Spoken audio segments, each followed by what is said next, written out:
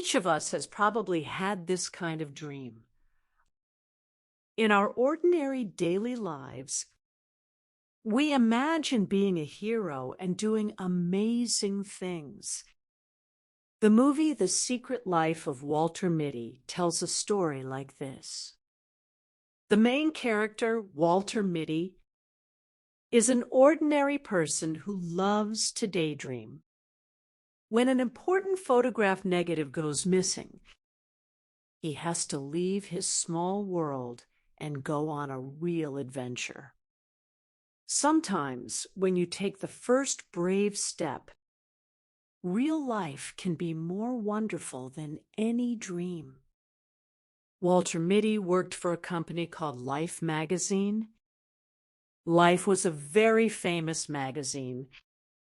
It had beautiful pictures of nature, people, and faraway places. Many people around the world read this magazine every month. Walter's job was very important. He worked in a small room called the Negative Assets Department. This room was in the basement of the big Life building in New York City. The basement was quiet and dark. Walter liked it there.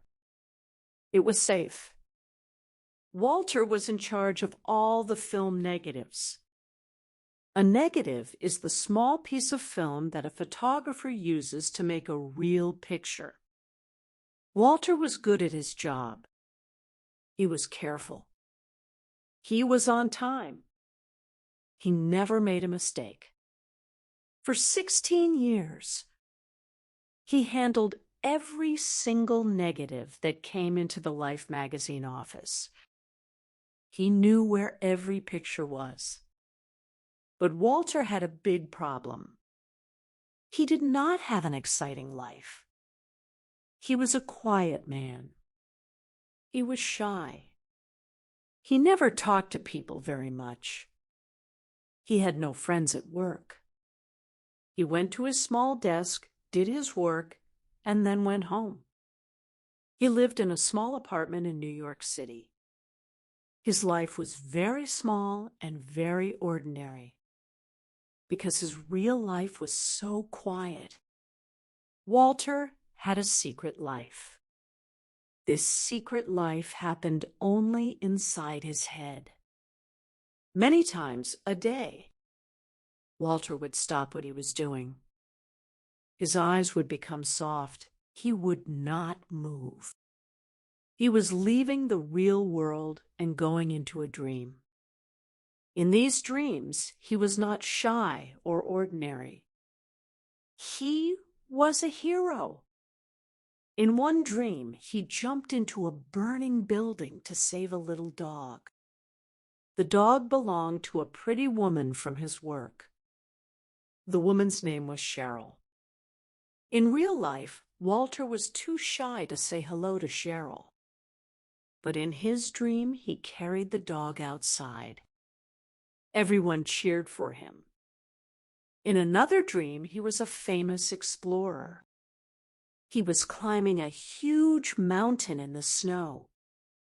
He was brave. He was not afraid of anything. He reached the top of the mountain and put a flag there. In another dream, he argued with his angry boss. In real life, his boss was a mean new man named Ted. Ted did not like Walter. Ted made fun of him. But in the dream, Walter was smart and strong. He made Ted look foolish. These dreams happened many times every day. On the street, on the train, at his desk, in the elevator. Walter would suddenly leave the real world and go into his own head. He did this because the real world was hard and boring. The real world made him feel small. But in his head, he was big and important. One day, something very important happened at Life magazine. The company was going to close the magazine. They were going to stop printing it. This was the last print issue of Life magazine. It was the final one. For this last issue, they wanted a special cover. The cover would be a famous photograph.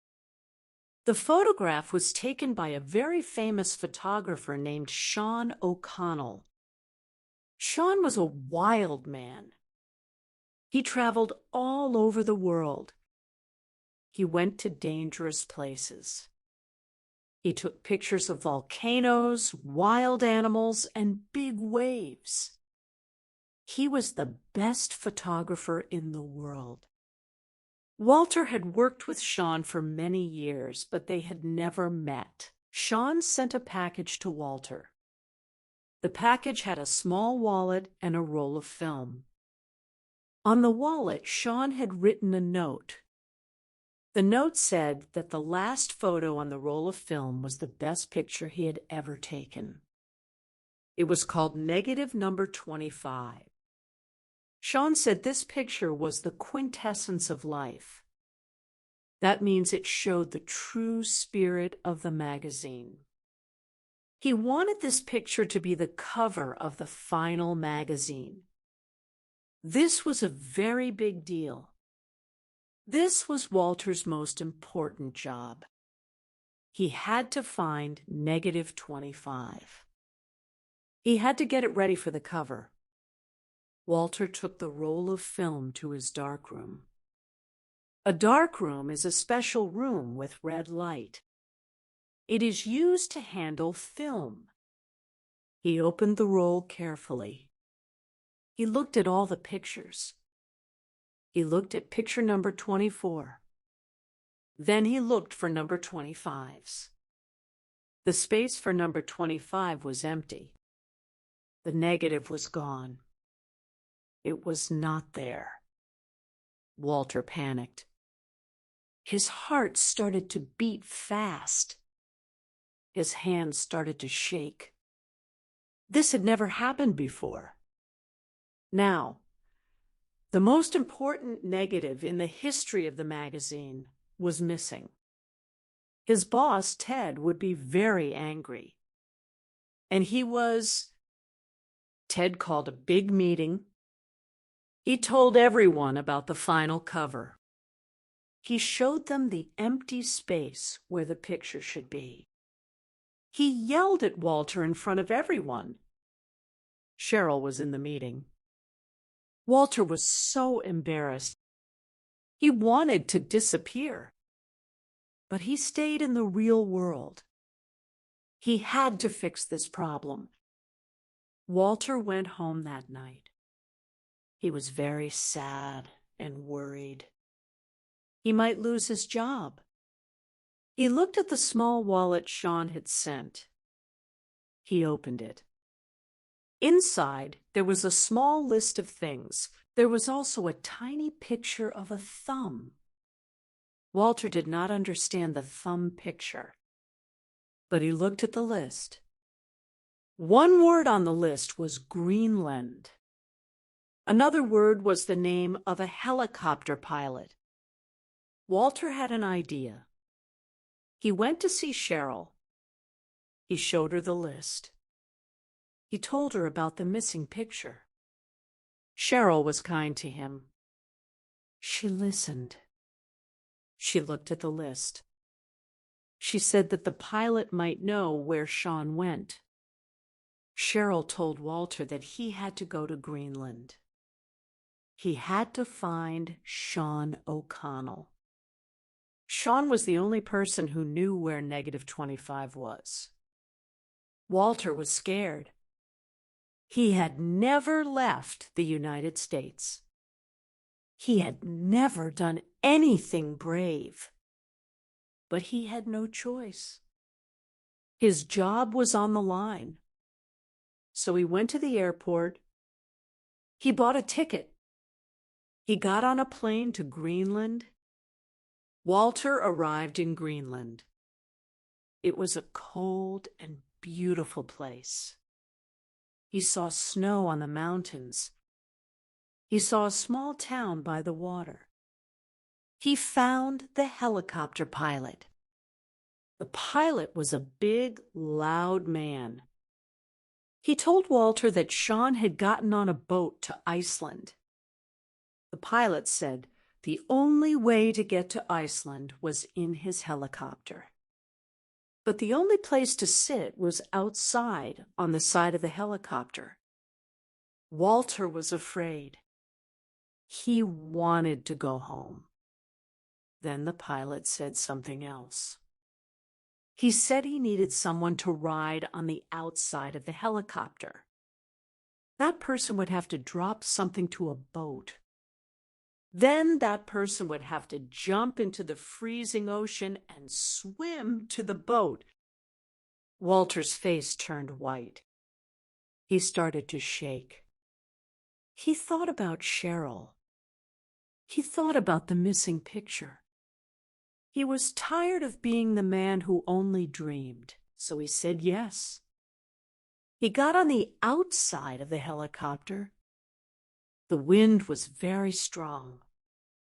The helicopter went up. Walter held on with all his strength. They found the boat. Walter dropped the thing to the men. Then the pilot shouted, "Now!" Walter let go. He fell through the air. He hit the cold water. It was like a million tiny knives on his skin. He could not breathe. The water pulled him down. He fought his way back up. He swam to the boat. The men pulled him out. He was alive. He had done it. Walter got to Iceland. Iceland was also cold and beautiful. There were green hills, black sand, and big waterfalls. He followed the trail of Sean O'Connell. An old man told him that Sean had gone to see a volcano. The volcano was going to erupt soon. Sean wanted to take a picture of it. Walter rented a bicycle. He started to ride toward the volcano. The road was long and straight. The wind was in his face. He felt free and happy. This was real life. Then the road ended. He could not ride the bicycle anymore. He had to walk. But walking would take too long. Then he saw a small shop. Inside, there was a young boy with a longboard. A longboard is like a skateboard, but longer. It is for going fast down hills. Walter did not have money, but he had a special toy from his childhood. It was a small plastic man. He gave the toy to the boy. The boy gave Walter the longboard. Walter took the longboard to the hill. He started to ride. He went faster and faster. The wind was loud. The volcano was in front of him. He was not afraid. It was the most exciting moment of his life. He reached the bottom of the hill. He walked to the volcano. He climbed up the side. The volcano was erupting. Ash and fire were going into the sky.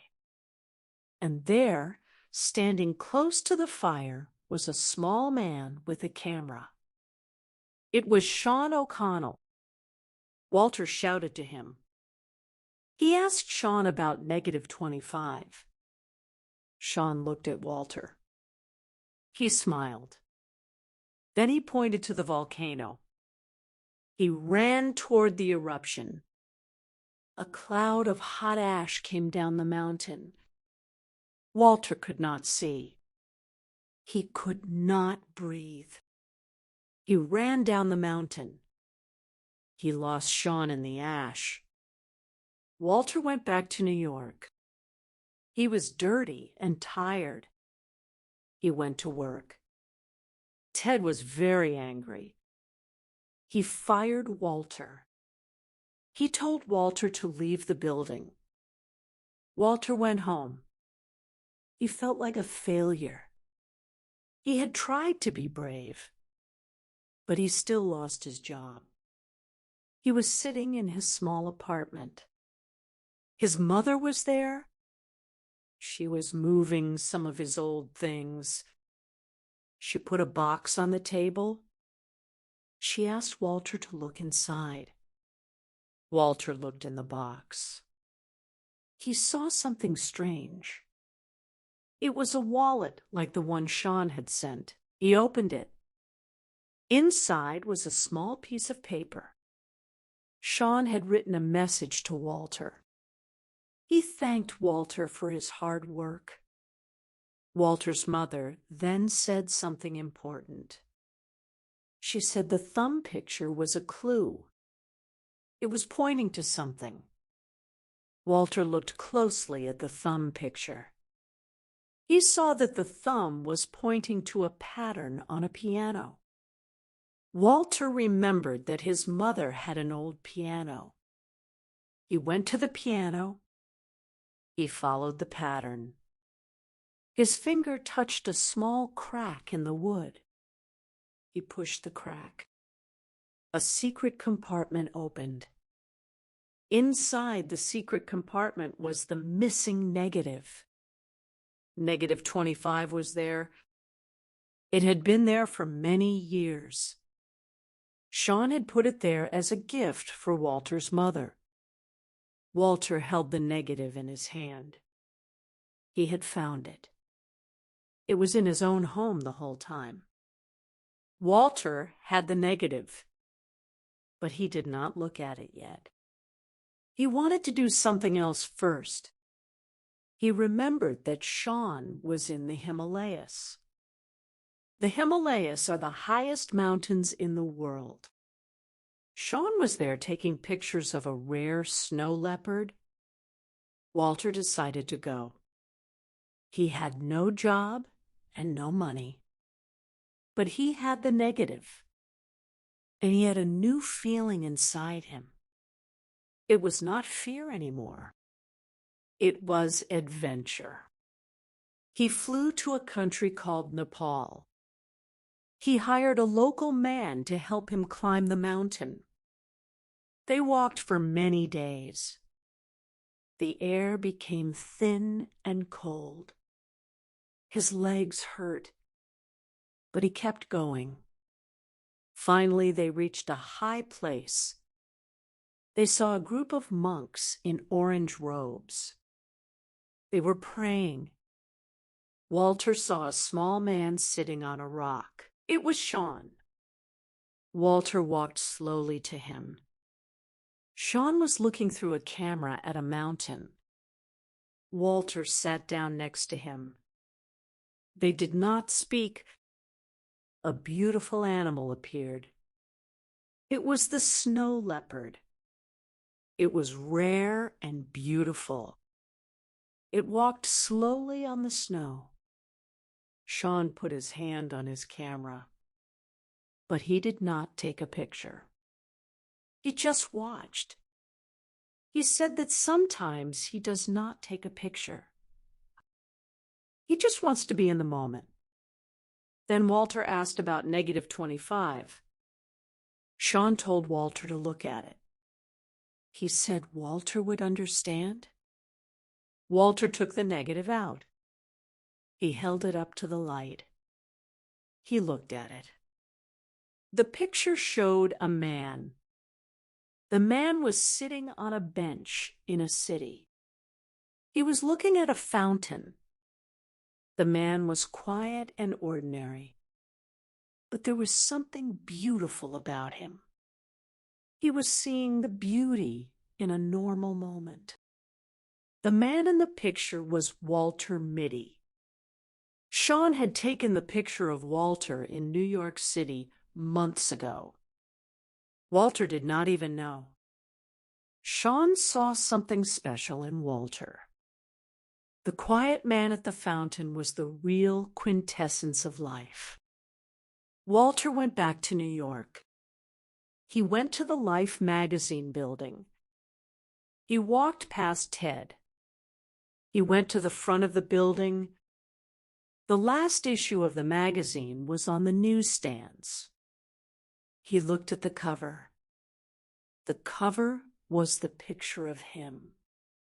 It was Walter Mitty sitting on a bench looking at a fountain. The title on the cover said, "The Quintessence of Life." Walter smiled. He had lost his job, but he had found something better. He had found himself. He was not just a dreamer anymore. He was a man who had jumped into the ocean.